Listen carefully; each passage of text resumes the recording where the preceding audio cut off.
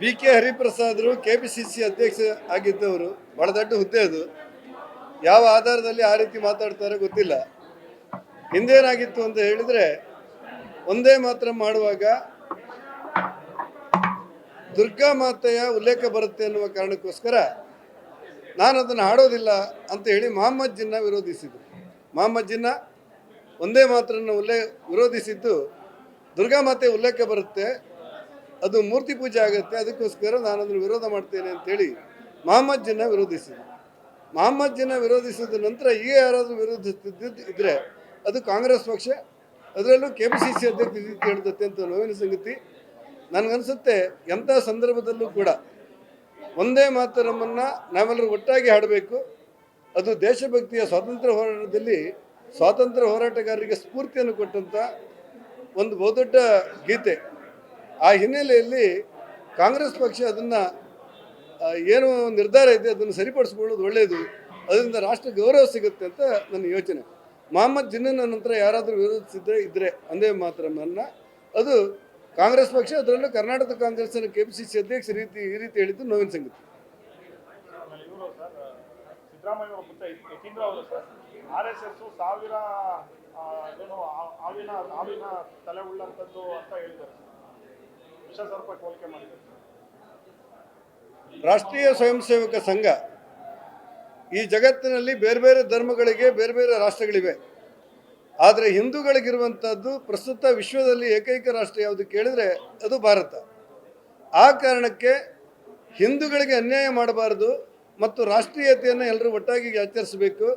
ನನಗಿಂತ, ನನ್ನ ಜಾತಿಗಿಂತ, ನನ್ನ ಧರ್ಮಕ್ಕಿಂತ ನನ್ನ ದೇಶ ದೊಡ್ಡದು ಅನ್ನುವಂಥ ಸಿದ್ಧಾಂತ ಇರಬೇಕು ಅಂತ ಹೇಳಿ ರಾಷ್ಟ್ರಭಕ್ತಿಯನ್ನು ಪ್ರಸರಿಸುವಂಥ ಒಂದು ದೊಡ್ಡ ಸಂಸ್ಥೆ ಜಗತ್ತಿನಲ್ಲಿ ಯಾವುದು ಕೇಳಿದರೆ ಅದು ರಾಷ್ಟ್ರೀಯ ಸ್ವಯಂ ಸೇವಕ ಸಂಘ.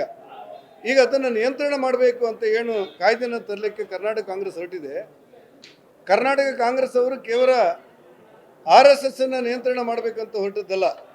ಮುಂಬರುವಂಥ ದಿನಗಳಲ್ಲಿ ಬರೇ ಕರ್ನಾಟಕ ರಾಜ್ಯದಲ್ಲಿ ಸುಮಾರು 5 ಲಕ್ಷದ ಚೌತಿ ಮಾಡುವಂಥ, ಉತ್ಸವ ಮಾಡುವಂಥ ಸಂಸ್ಥೆಗಳಿವೆ ಕರ್ನಾಟಕ ರಾಜ್ಯದಲ್ಲಿ ಒಂದು ಅಂದಾಜಿನ ಪ್ರಕಾರ.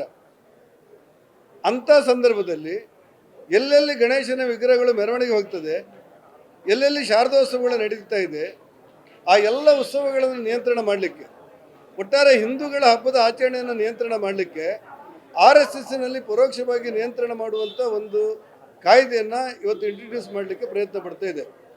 ಈ RSSನ ನಿಯಂತ್ರಣ ಮಾಡುವಂಥ ಹೆಸರು ಇಲ್ಲದೇ ಇದ್ದರೂ ಕೂಡ ಕಾಯ್ದೆಯಲ್ಲಿ ಅವರ ಮೂಲ ಉದ್ದೇಶ ಇರುವುದೇ. ಪ್ರಿಯಾಂಕಾ ಖರ್ಗೆದಾಗಲಿ ಅವ್ರದ್ದಾಗಲಿ ಮೂಲ ಉದ್ದೇಶ ಇರುವುದಿದೆ. ಒಟ್ಟಾರೆ RSSನ್ನು ನಿಯಂತ್ರಣ ಮಾಡುವ ಹೆಸರಿನಲ್ಲಿ ಯಾವ ಗಣಪತಿಯ ಮೆರವಣಿಗೆಗಳು ಕೂಡ ಆಗಬಾರ್ದು, ಯಾವ ಶಾರದೋತ್ಸವ ಮೆರವಣಿಗೆ ಕೂಡ ಆಗಬಾರ್ದು. ಹಿಂದೂಗಳನ್ನು ದಮನ ಮಾಡಲಿಕ್ಕೆ ಪರೋಕ್ಷವಾಗಿ ಹೊರಟಿರುವಂಥ ಒಂದು ಕಾಯ್ದೆ ಇದು. ಈ ಕಾಯ್ದೆಯನ್ನು ನಾವು ವಿರೋಧಿಸ್ತೇವೆ. ಅದೇನೇ ಅನಾಹುತ ಆದರೂ ಕೂಡ ತಡಿತೇವೆ. SIR ಪ್ರಕ್ರಿಯೆಯಿಂದ ಸುಮಾರು 1 ಕೋಟಿ ವೋಟರ್ಸ್ ಡಿಲೀಟ್ ಆಗಿದೆ. ಬಿಜೆಪಿ ಕ್ಷೇತ್ರಗಳು, ಕಾಂಗ್ರೆಸ್ ಎಲ್ಲ ಕ್ಷೇತ್ರಗಳಲ್ಲೂ ಕೂಡ ಡಿಲೀಟ್ ಆಗಿದೆ. ಇದು ಕಾಂಗ್ರೆಸ್ ಅವ್ರನ್ನ ಟಾರ್ಗೆಟ್ ಮಾಡಿದ್ದಾರೆ ಅಂತ ಆರೋಪ ಮಾಡಿದ್ದಾರೆ. ಈಗ ಭಾರತ ದೇಶದಲ್ಲಿ ಯಾವುದಾದ್ರೂ ಒಂದು ರಾಜ್ಯ ವಾಸ್ತವ್ಯ ಸರ್ಟಿಫಿಕೇಟ್ ಹೆಸರಲ್ಲಿ SIRನ ಮೀರಿ ಈ ಭಾರತದವರು ಅಲ್ಲದೇ ಇದ್ದವರಿಗೆ ಮತ ಕೊಡಲಿಕ್ಕೆ ಪ್ರಯತ್ನ ಮಾಡಿರುವಂಥ ಏಕೈಕ ರಾಜ್ಯ ಯಾವುದು ಕೇಳಿದರೆ ಅದು ಕರ್ನಾಟಕ ರಾಜ್ಯ. ಹಾಗಾಗಿ ಇವರೊಂದು ಸುತ್ತೋಲೆ ತರ್ತಾರೆ, ವಾಸ್ತವ್ಯ ಸರ್ಟಿಫಿಕೇಟನ್ನು ವಿಲೇಜ್ ಅಕೌಂಟೆಂಟ್ ಕೊಡಬೇಕು, RI ಕೊಡಬೇಕು, ತಹಶೀಲ್ದಾರ್ ಕೊಡಬೇಕು ಅಂತ ಹೇಳಿರ್ತಾರೆ. ಇಷ್ಟು ಮಾಡಿಯೂ ಊರಲ್ಲಿ ಇಲ್ಲದೆ ಇದ್ದವರು, ದೇಶದಲ್ಲಿ ಇಲ್ಲದೆ ಇದ್ದವರು, ದೇಶವಾಸಿಗಳೇ ಅಲ್ಲದೆ ಇದ್ದವರು ಇವತ್ತು ಕಾಫಿ ತೋಟಕ್ಕೆ ಬಾಂಗ್ಲಾದೇಶದಿಂದ ಕೆಲಸ ಬಂದು ನಾವು ಭಾರತೀಯರು ಅಂತೇಳಿ ಕಾಂಗ್ರೆಸ್ಸಿಗೆ ಓಟ್ ಹಾಕುವವರು, ಅವರಿಗೆ ಸ್ವಲ್ಪ ತೊಂದರೆ ಇರ್ಬೋದು. ಯಾರಿಗೇ ಆದರೂ ಕೂಡ ಅವರನ್ನು ಕೊನೆಯದಾಗಿ ಅವ್ರಿಗೆ ನೋಟಿಸ್ಕೊಟ್ಟು, ನೀವು 4 ಓಟ್ ಇದೆ ನಿಮ್ಮ ಹತ್ರ, ಈ 4 ಓಟಲ್ಲಿ ನಿಮ್ಮ ಓಟ್ ಯಾವುದು, ನಿಮ್ಮ ಯಾವ ಊರಲ್ಲಿ ಇರ್ತೀರಿ ಅಂತ ಕೇಳಿ ಅವರಿಂದ ಅನುಮತಿ ಪಡೆದೇ ಆ SIRನಲ್ಲಿ ಅವರ ಹೆಸರು ದಾಖಲಾಗುತ್ತೆ. ಉಳಿದದೆಲ್ಲ ಅಪಪ್ರಚಾರ. ಹಾಗಾಗಿ ವಿದೇಶಿಗರ ಓಟನ್ನು ಕೊಡಬೇಕು ಅನ್ನುವಂಥ ಪ್ರಯತ್ನಗಳನ್ನು ಕಾಂಗ್ರೆಸ್ ಮಾಡೋದಿದ್ರೆ ಅದನ್ನು ಬಿಡಬೇಕು ಅನ್ನೋದು ನಮ್ಮ ಆಗ್ರಹ. ಧನ್ಯವಾದ.